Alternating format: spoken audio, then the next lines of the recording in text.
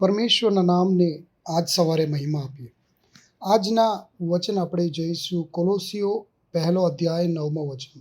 અમે સાંભળ્યું ત્યારથી અમે તમારી માટે પ્રાર્થના કરવાનું બંધ કર્યું નથી કે પરમેશ્વર તમને પોતાની ઈચ્છાની જાણકારી આત્મા આપતી બધી બુદ્ધિ અને સમજણથી પૂરી થાય.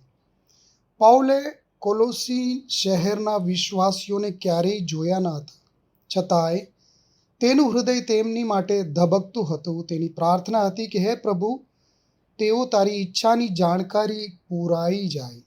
પૌલ જાણતો હતો કે જો કોઈ માણસ પરમેશ્વરની ઈચ્છા જાણે તો તેની જિંદગીમાં બાકી બધું જ યોગ્ય રીતે બેસી જાય છે, કારણ કે પરમેશ્વરની ઈચ્છામાં ચાલવું એટલે પરમેશ્વરની શાંતિમાં ચાલવું. એક નાનો છોકરો હતો, તેને ચિત્ર બનાવવાનું ખૂબ ગમતું, પરંતુ તેના ચિત્રોમાં કંઈક ખૂટતું હતું. રંગો તો હતા, પરંતુ ચિત્રોમાંથી આત્મા નહોતો. એક દિવસે તેના શિક્ષકે કહ્યું, તું જે જોશે તે જ દોરી રહ્યો છે, પણ સાચી કળા એ છે કે જ્યારે તું પરમેશ્વર જે જુએ છે તે તું જોઈ શકે.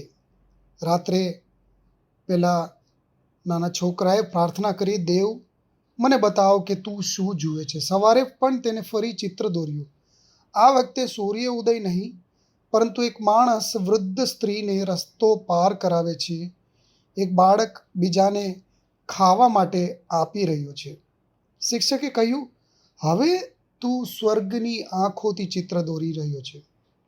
પૌલ ઈચ્છતો હતો કે લોકો પોતાના દૃષ્ટિકોણથી નહીં પણ પરમેશ્વરની આંખોથી જીવનને જુએ. જ્યારે આપણે પરમેશ્વરની ઈચ્છાથી પૂરાઈ જાય છે ત્યારે માત્ર શું કરવું એ નહીં, પણ કેમ અને કયા હેતુથી જીવવું છે એ સમજાય છે. પવિત્ર આત્મા આપણા અંદરનો શિક્ષક છે, જે કહે છે કે રાહ જુઓ, અત્યારે બોલતા થાઓ, અહીં જઈશ નહીં, અત્યારે થોભો. તે આપણા જીવનનો આત્મિક GPS તરીકે છે. એક જહાજ પવનને નિયંત્રિત કરી શકતો નથી, પણ પોતાની પાંખો અથવા સેલ્સને એ રીતે ગોઠવી શકે છે કે જે રીતે પવન તેને યોગ્ય દિશામાં ધકેલી શકાય. પવિત્ર આત્મા એ પવન છે અને પરમેશ્વરની ઈચ્છા એ દિશા છે. જો આપણે હૃદય ખુલ્લું હોય તો આપણે આગળ વધી શકીએ, અને જો આપણું હૃદય બંધ હોય તો પવન હોવા છતાં આપણે સ્થિર નહીં રહીએ. ક્યારેક આપણે કહીએ, પ્રભુ મને હલાવ, અને દેવને કહીએ એમ કહેશે, બાળક તારી પાંખો ખોલ. જ્યારે પવિત્ર આત્મા આપણને બુદ્ધિ અને સમજણ આપે છે, આપણે પ્રતિક્રિયા આપવાનું બંધ કરીને પ્રતિભાવ આપતા થઈએ છીએ. આપણે દોડવાનું છોડીને વિશ્વાસથી ચાલતા શીખીએ છીએ. આપણે શિકાયત કરવાના બદલે સમજવા શીખીએ છીએ. એક પૌલની પ્રાર્થના આપણા માટે પણ આમ જ છે, હે પ્રભુ, મને તારી ઈચ્છાની જાણકારી આપ, આત્મા આપતી બુદ્ધિ અને સમજણથી મને પૂરું કર.